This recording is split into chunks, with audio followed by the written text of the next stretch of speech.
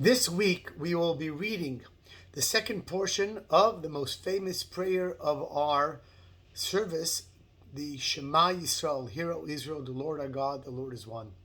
It contains the mitzvah of mezuzah, the commandment to place scrolls on the doorways of our homes. There is something unique about the mitzvah of mezuzah that's far more prominent in this mitzvah than any other of the commandments of the Torah. And that is that we assume that every commandment that we observe is a desire and wish of God, and when we observe it and when we fulfill them, they are certainly a merit to us and serve as a protection for us in this world, of course, besides the rewards it will offer in the world to come. But there's one mitzvah that really stands alone, much more so, not only because of the reward of the mitzvah and what it will offer us, but the mitzvah itself serves as a protection to us. And that is the mitzvah of mezuzah. We're told to put the mezuzah on our doors so that it should watch over us. In fact, the very first time that we read about in the Torah of us placing something on our mezuzot, because the word mezuzot actually means our doorposts, is on the last night that the Jews spent in Egypt. They were told to place blood on the lintels and the doorposts to serve as a sign to God that no destruction and no evil will befall them. So from the get-go, the word mezuzah and its association with our doorposts and the mitzvah it represents today by placing this scroll upon the right side of our doorways is in fact meant to be a protector while we're in the homes and also when we leave our homes. There's a beautiful story about Rabbi Yehuda HaNasi, the redactor of the Mishnah, our first written recordings of our oral tradition, who lived after the destruction of the temple, second temple.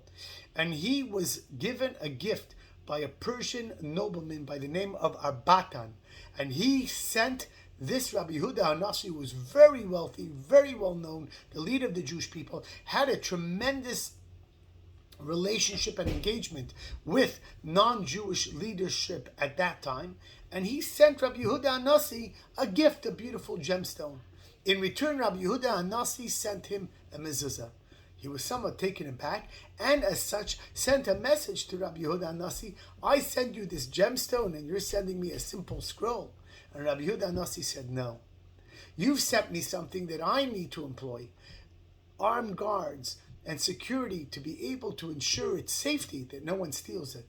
I'm sending you a gift that ensures your safety, that while you're in your home and even when you leave, it is a protector for you and your family. That's the beauty of mezuzah. The Rebbe would often tell people that if, God forbid, someone is ill in the home, or if somehow things are not going exactly the way they should, check your mezuzot and make sure that you have one on every door, that they are kosher and placed properly.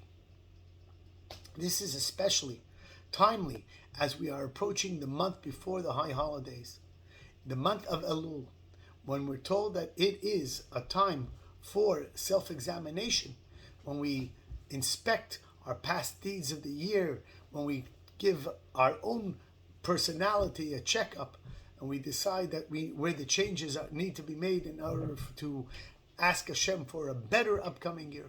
But it's also time to check our mezuzot, our tefillin, and to see that they are perfect as well.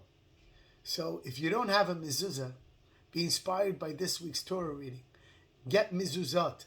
If you have one only in a couple of doors, see to it that you have on the rest of the doors.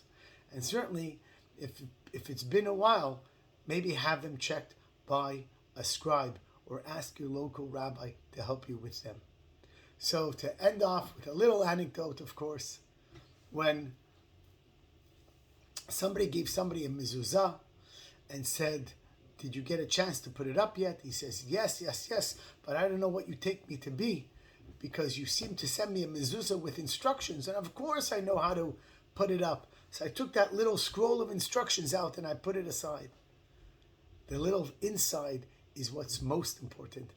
The casing you can get in a gum, you can get something fancy, you can get something antique, but the real important part is to ensure that the scroll inside is kosher.